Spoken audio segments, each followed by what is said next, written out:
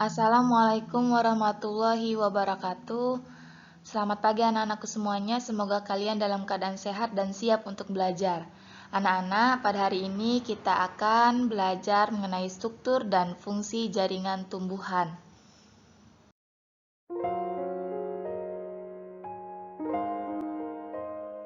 Tujuan pembelajaran, siswa dapat menjelaskan struktur dan jaringan pada organ tumbuhan dengan benar.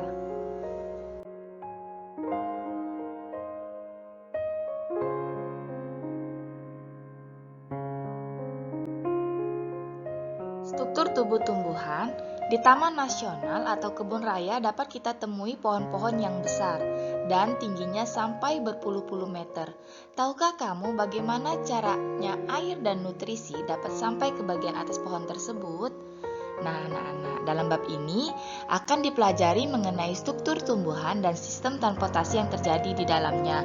Namun, pada bab ini kita pelajari mengenai struktur tumbuhan terlebih dahulu ya.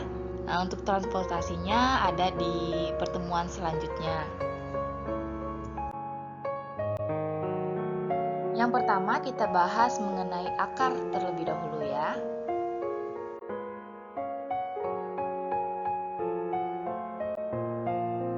Struktur dan jaringan pada organ tumbuhan pada bagian akar. Jadi fungsi akar itu untuk menambatkan dan memperkokoh berdirinya tumbuhan, menyerap air dan garam mineral, tempat menyimpan cadangan makanan, dan bernafas. Kemudian pada tumbuhan ada dua sistem perakaran. Yang pertama akar tunggang, yang kedua akar serabut.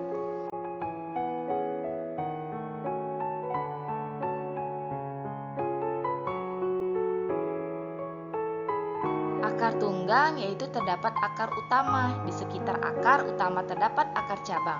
Terdapat pada tumbuhan dikotil misal mangga, wortel, dan rambutan. Kemudian kalau akar serabut tidak memiliki akar utama, akar tumbuh dari pangkal batang dan bercabang membentuk struktur serabut. Terdapat pada tumbuhan monokotil misalnya padi, jagung, rumput. Nah, ini seperti gambar yang Ibu tampilkan ya. Ini adalah akar tunggang dan akar serabut.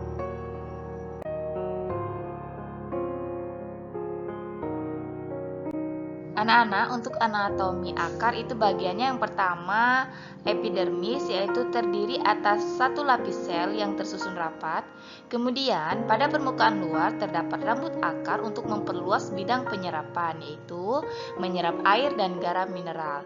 Kemudian korteks itu terdiri atas sel-sel parenkim, dinding sel tipis dan memiliki banyak ruang antisel untuk pertukaran gas. Kemudian berfungsi untuk menyimpan cadangan makanan. Endodermis itu selapis sel yang membatasi korteks dan silinder pusat. Kemudian dinding selnya mengalami penebalan lignin dan suberin. Itu struktur pita yang disebut pita Kaspari.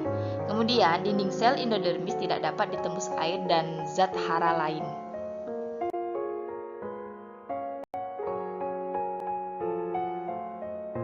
Silinder pusat terletak di sebelah dalam endodermis, terdapat bekas pembuluh pengangkut dan jaringan-jaringan lain. Di lapisan terluar terdapat perisikel atau prekambium membentuk cabang akar.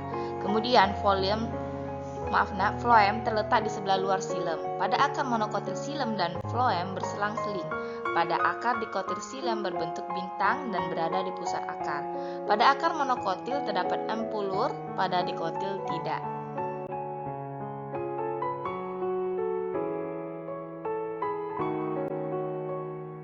Anak-anak dapat diperhatikan ini adalah gambar akar dikotil ya. Kemudian ini adalah gambar dari akar monokotil. Yang kedua kita pelajari mengenai batang.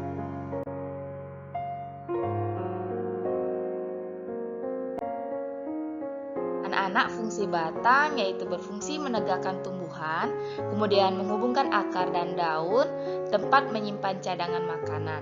Pada batang terdapat buku dan ruas, dapat kalian lihat di gambar tersebut. Kemudian buku merupakan tempat melekatnya daun, kalau ruas itu tempat bagian di antara dua buku.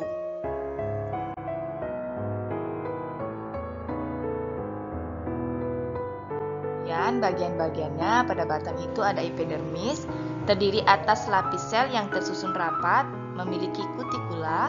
Kemudian korteks, yaitu tersusun atas sel parenkima berdinding tipis, memiliki banyak ruang antar sel. Terdapat kolenkima dan sklerenkima, yaitu menyokong dan memperkuat batang. Untuk batang muda, kolenkima dan klorofil. Kemudian untuk batang tua, itu kolenkima diganti sklerenkima atau tidak ada klorofil.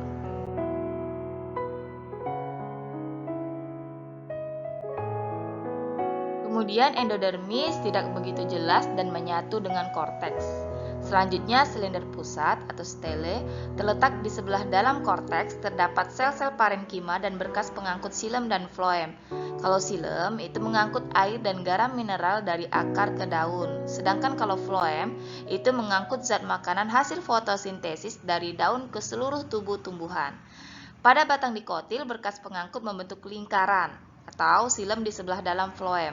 Di antara xilem dan floem terdapat kambium. Kalau pada batang monokotil, berkas pembuluh menyebar tidak teratur dan tidak mempunyai kambium.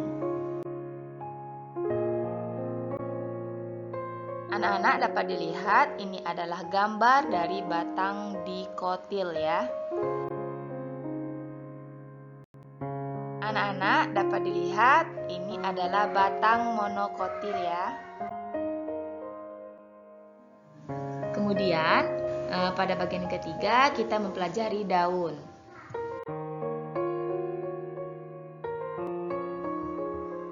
Daun umumnya berwarna hijau, berbentuk lebar dan pipi. Bagian tipis melebar disebut lembaran daun. Pada lembaran daun terdapat tulang daun. Tulang daun monokotil melengkung sejajar, sedangkan tulang daun dikotil itu menyilip dan menjari.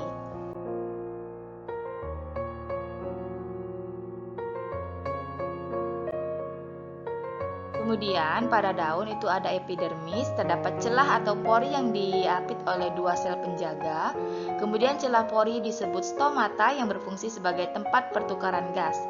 Kemudian mesofil itu terletak di antara epidermis atas dan bawah. Pada dikotil, mesofil berdiferensiasi menjadi jaringan tiang atau palisade dan bunga karang atau spons. Pada monokotil, mesofil tidak berdiferensiasi dalam bentuk seragam sehingga tidak dapat dibedakan antara jaringan palisade dan bunga karang.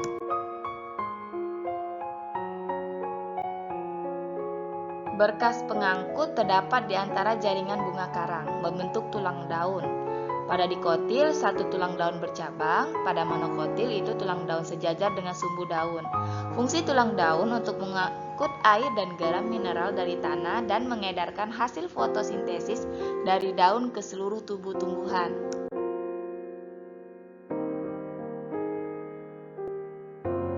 Yang keempat adalah bunga.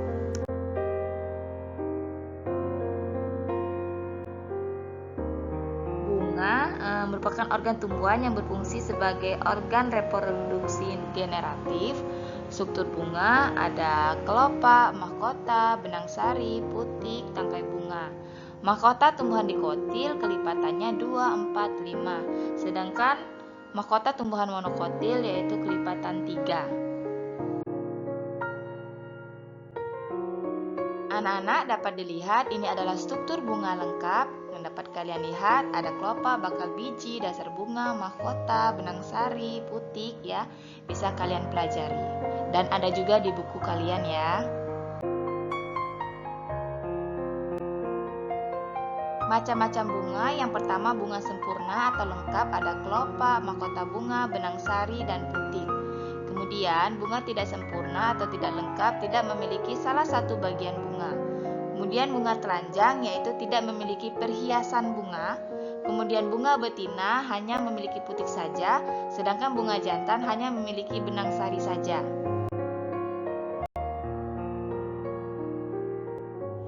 Pada bunga terdapat alat kelamin jantan yaitu terdiri atas sejumlah benang sari terletak di lapisan setelah mahkota bunga. Kemudian pada stamen terdiri atas kepala sari dan tangkai sari.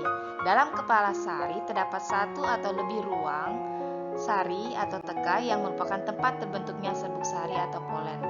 Serbuk sari adalah gamet jantan.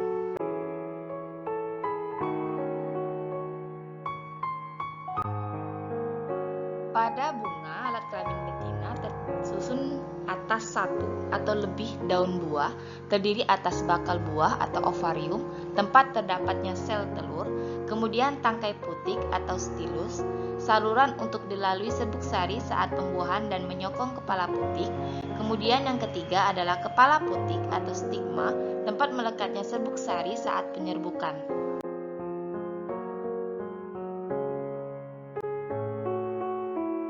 Penyerbukan merupakan peristiwa jatuhnya benang sari di atas kepala putik. Penyerbukan dilanjutkan dengan pembuahan. Pembuahan adalah peleburan sel kelamin jantan dan sel telur. Bakal buah akan berkembang menjadi buah, bakal biji berkembang menjadi biji, dan tumbuh menjadi tumbuhan baru.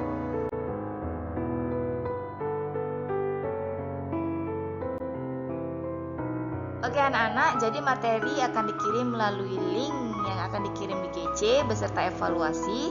Selamat belajar, semoga sukses. Ibu akhiri. Wassalamualaikum warahmatullahi wabarakatuh.